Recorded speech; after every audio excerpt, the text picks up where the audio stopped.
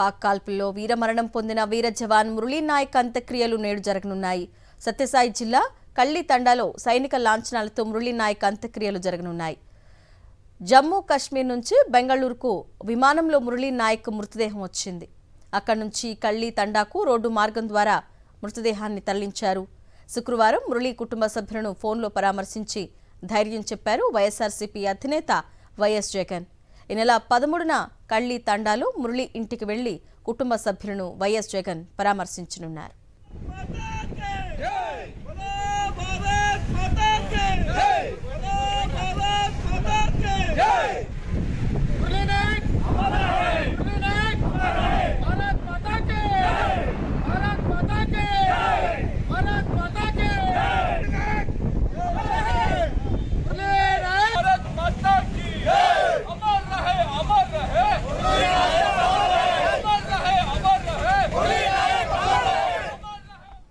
పాక్ కాల్పుల్లో వీరమరణం పొందిన వీర జవాన్ మురళీ నాయక్ అంత్యక్రియలు నేడు జరగనున్నాయి. కళ్లి తండా నుంచి మరింత సమాచారాన్ని మా ప్రతినిధి శివారెడ్డి అందిస్తారు. శివారెడ్డి, శ్రీ సత్యసాయి జిల్లాలో విషాద ఛాయలు అలుముకున్నాయి.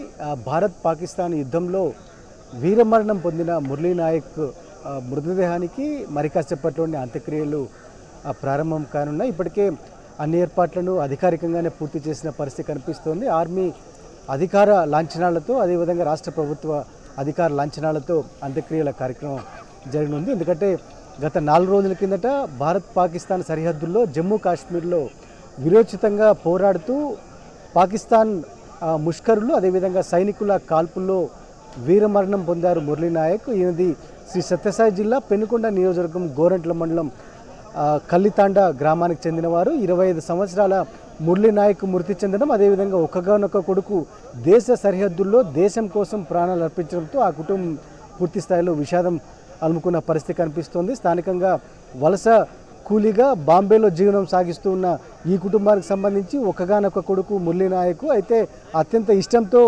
అగ్నివీర్ పథకం ద్వారా ఆర్మీలో చేరారు.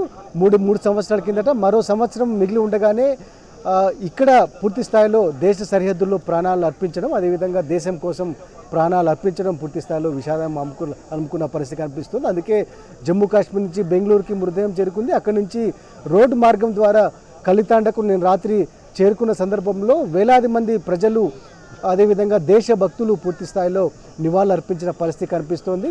చూడొచ్చు, మన విజువల్స్లో కూడా చాలా స్పష్టంగా కనిపిస్తోంది.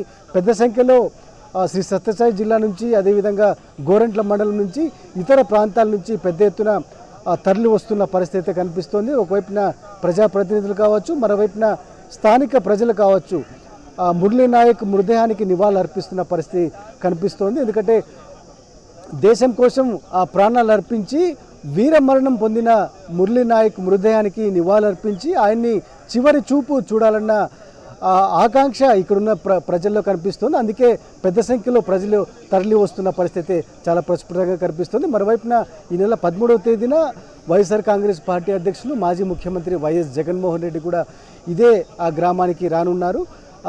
బాధిత కుటుంబాన్ని, ఏదైతే వీర మరణం పొందిన ఆర్మీ జవాన్ మురళీ నాయక్ కుటుంబాన్ని పరామర్శిస్తారు. ఇప్పటికే మాజీ మంత్రి ఉషాశ్రీ చరణ్, అదేవిధంగా మాజీ ఎమ్మెల్యేలు తోబుతు ప్రకాష్ రెడ్డి, అత్తార్ చాంద్ బాషా వంటి వైఎస్ఆర్ కాంగ్రెస్ పార్టీ లీడర్స్ కూడా కల్లితాండాకు వచ్చారు. ఇక్కడ వీరమరణం పొందిన మురళీ నాయక్ కుటుంబాన్ని పరామర్శించారు.